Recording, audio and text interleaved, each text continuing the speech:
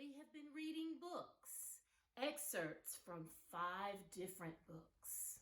And you, my students, will have the opportunity to choose which book we will read in its entirety. Today I come to you dressed as the Goblin Queen because the title of this book is The Princess and the Goblin. The Princess Irene was about 8 years old when the story begins. One very wet day when the mountain was covered with mist, which was constantly gathering itself together into raindrops and pouring down on the roofs of the great old house, whence it fell in a fringe of water from the eaves all around it. The princess could not, of course, go out.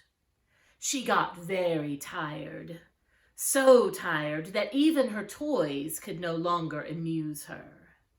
You would wonder at that if I had time to describe to you one half of the toys she had. It was a picture worth seeing. The princess sitting in the nursery with the sky ceiling over her head at a great table covered with her toys. Leaning with her back bowed into the back of the chair, her head hanging down and her hands in her lap, very miserable, as she would say herself, not even knowing what she would like, except it were to go out and to get thoroughly wet and catch a particularly nice cold and have to go to bed and take gruel. The next moment, after you see her sitting there, her nurse goes out of the room. Even that is a change, and the princess wakes up a little and looks about her. Then she tumbles off her chair and runs out of the door, not the same door the nurse went out of, but one which opened at the foot of a curious old stair of worm-eaten oak, which looked as if never anyone had set foot upon it. She had once before been up 6 steps, and that was sufficient reason in such a day for trying to find out what was at the top of it. Up and up she ran, such a long way it seemed to her, until she came to the top of the 3rd flight. There she found the landing was the end of a long passage. Into this she ran. It was full of doors on each side. There were so many doors that she could not dare to open any, but ran on to the end, where she turned into another passage, also full of doors. When she had turned twice more and still saw doors and only doors about her, she began to get frightened. It was so silent. And all those doors must hide rooms with nobody in them. That was dreadful. Also, the rain made a great trampling noise on the roof. She turned and started at full speed, her little footsteps echoing through the sounds of the rain, back for the stairs and her safe nursery. So she thought. But she had lost herself long ago. It doesn't follow that she was lost because she had lost herself. She ran for some distance, turned several times, and then began to be afraid. Very soon she was sure that she had lost the way back. Rooms everywhere and no stair. Her little heart beat as fast as her little feet ran, and a lump of tears was growing in her throat. But she was too eager and perhaps too frightened to cry for some time. At last her hope failed her. Nothing but passages and doors everywhere. She threw herself onto the floor and burst into a wailing cry broken by sobs.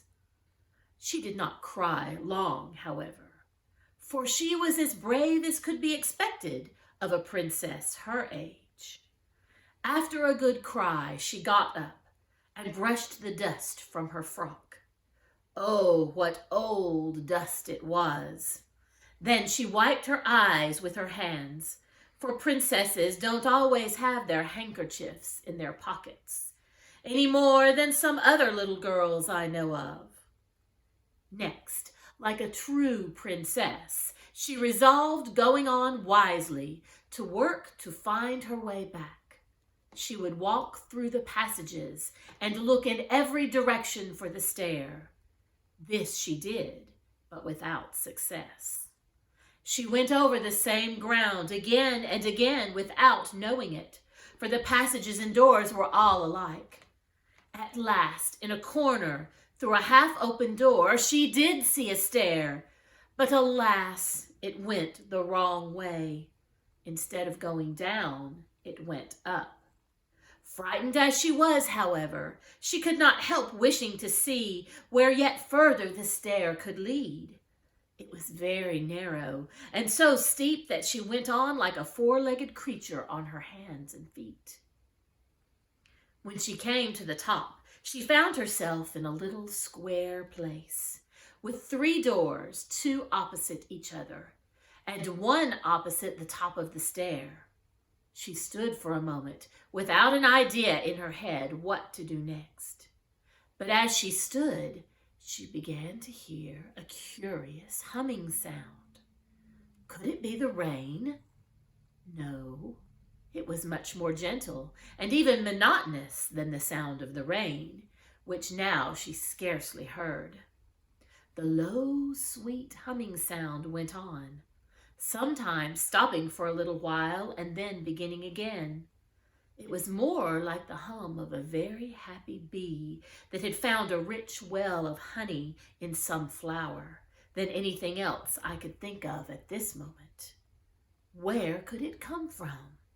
She laid her ear first to one of the doors to hearken if it was there, then to another. When she laid her ear against the 3rd door, there could be no doubt from whence it came. It must be from something in that room. What could it be? She was rather afraid, but her curiosity was stronger than her fear, and she opened the door very gently and peeped in. What do you think she saw? A very old lady who sat spinning. Perhaps you will wonder how the princess could tell that the lady was an old lady, when I inform you that not only was she beautiful, but her skin was smooth and white. I will tell you more. Her hair was combed back from her forehead and face, and hung loose far down and all over her back. That is not much like an old lady, is it? Ah, but it was white, almost white as snow. And although her face was so smooth, her eyes looked so wise that you could not have helped seeing she must be old. The princess, though she could not have told you why, did think her very old indeed. Quite 50, she said to herself. But she was rather older than that, as you shall soon hear. While the princess stared bewildered with her head just inside the door, the old lady lifted hers, and she said in a sweet but rather old and shaky voice, which mingled pleasantly with the continued hum of her wheel, "Come in, my dear, come in. I am glad to see you." That the princess was a real princess, you might see now quite plainly, for she didn't hang on to the handle of the door and stare without moving, as I have known some to do who ought to have been princesses, but were only rather vulgar little girls. She did as she was told, stepped inside the door at once, and shut it gently behind her. "Come to me, my dear," said the old lady. And again the princess did as she was told. She approached the old lady rather slowly, I confess, but did not stoop until she stood by her side and looked up in her face with her blue eyes and the 2 melted stars in them. "Why, what have you been doing with your eyes, child?" asked the old lady. "Crying," answered the princess. "Why, child?" "Because I couldn't find my way down again." "But you could find your way up." "Not at first, not for a long time." "But your face is streaked like that black of a zebra. Hadn't you a handkerchief to wipe your eyes with?" "No." "Then why didn't you come to me to wipe them for you?" "Please, I didn't know you were here. I will the next time." "There's a good child," said the old lady. Then she stopped her wheel and rose, and going out of the room, returned with a little silver basin and a soft white towel, with which she washed and wiped the bright little face. And the princess thought her hands were so smooth and nice. When she carried away the basin and the towel, the little princess wondered to see how straight and tall the lady was. For although she was so old, she didn't stoop one bit. She was dressed in black velvet with thick, white, heavy-looking lace about it. And on the black dress, her hair shone like silver. There was hardly any more furniture in the room than there might have been in that of the poorest old woman. There was no carpet on the floor, no table anywhere, nothing but the spinning wheel and the chair beside it.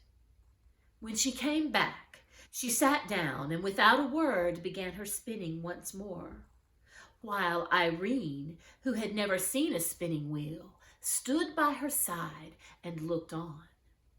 When the old lady had got her thread going again, she said to the princess, but without looking at her, "Do you know my name, child?" "No, I don't know it," answered the princess. "My name is Irene." "That's my name," cried the princess. "I know that. I let you have mine. I haven't got your name. You've got mine." "How can that be?" asked the princess, bewildered. "I've always had my name." "Your papa, the king, asked me if I had any objection to your having it, and of course I hadn't. I let you have it with pleasure." "It was very kind of me to give me your name, and such a pretty one," said the princess. "Oh, not so very kind. A name is one of those things one can give away and keep all the same. I have a good many such things. Wouldn't you like to know who I am, child?" "Yes, that I should, very much." "I am your great-great-grandmother," said the lady. "What's that?" asked the princess. "I'm your father's mother's father's mother." "Oh dear, I can't understand that," said the princess. "I dare say not. I didn't expect you would, but that's no reason why I shouldn't say it. I will explain it all to you when you are older, but you will be able to understand this much now. I came here to take care of you." "Is it long since you came? Was it yesterday, or was it today, because it was so wet that I couldn't get out?" "I've been here ever since you came yourself." "What a long time! I don't remember that at all." "No, I suppose not." "But I never saw you before." "No, but you shall see me again." "Do you live in this room always?" "I don't sleep in it. I sleep on the opposite side of the landing. I sit here most of the day." "I wouldn't like it. My nursery is much prettier. You must be a queen too, if you are my great big grandmother." "Yes, I am a queen." "Where is your crown then?" "In my bedroom." "I should like to see it." "You shall someday, not today." "I wonder why Nursey never told me." "Nursey doesn't know. She never saw me. But somebody knows that you're in the house? No, nobody. How do you get your dinner then? I keep poultry of a sort. Where do you keep them? I will show you. And who makes the chicken broth for you? I never kill any of my chickens. Then I can't understand. What did you have for breakfast this morning? Oh, I had bread and milk and an egg. I dare say you eat their eggs. Yes, that's it. I eat their eggs. Is that what makes your hair so white? No, my dear, it's old age. I am very old. I thought so. Are you 50? More than that. Are you 100? More than that. I am too old for you to guess. Come and see my chickens. Again she stopped her spinning. She rose, took the princess by the hand, led her out of the room, and opened the door opposite the stair. The princess expected to see lots of hens and chickens, but instead of that, she saw the blue sky first, and then the roofs of the house, with a multitude of the loveliest pigeons, mostly white, but of all colors, walking about, making bows to each other, and talking a language she could not understand. She clapped her hands with delight, and up rose such a flapping of wings that she in her turn was startled. You frightened my poultry, said the old lady, smiling. And they frightened me. But what nice poultry! Are the eggs nice? Yes, very nice. What a small egg spoon you must have. Wouldn't it be better to keep hens and get bigger eggs? How should I feed them, though? I see. The pigeons feed themselves. They've got wings. Just so. If they couldn't fly, I couldn't eat their eggs. But how do you get at the eggs? Where are their nests? The lady took hold of a little loop of string in the wall at the side of the door, and lifting a shutter, showed a great many pigeonholes with nets, some with young ones and some with eggs in them. The birds came in at the other side, and she took out the eggs on this side. She closed it again quickly, yes, lest the young ones should be frightened. Oh, what a nice way! Will you give me an egg to eat? I'm rather hungry. I will someday, but now you must go back, or Nursey will be miserable about you. I dare say she's looking for you everywhere. Except here. Oh, how surprised she will be when I tell her about my great big grandmother. Yes, that she will, said the old lady with a curious smile. Mind you tell her all about it, exactly. That I will. Please, will you take me back to her? I can't go all the way, but I will take you to the top of the stair, and then you must run down quite fast into your own room. The little princess put her hand in the old lady's, who, looking this way and that, brought her to the top of the first stair, and thence to the bottom of the second, and did not leave her till she saw her halfway down the third. When she heard the cry of her nurse's pleasure at finding her, she turned and walked up the stairs again, very fast indeed, for such a very great grandmother, and sat down to her spinning wheel, with another strange smile on her sweet old face. About this spinning of hers, I will tell you more another time. Guess what she was spinning.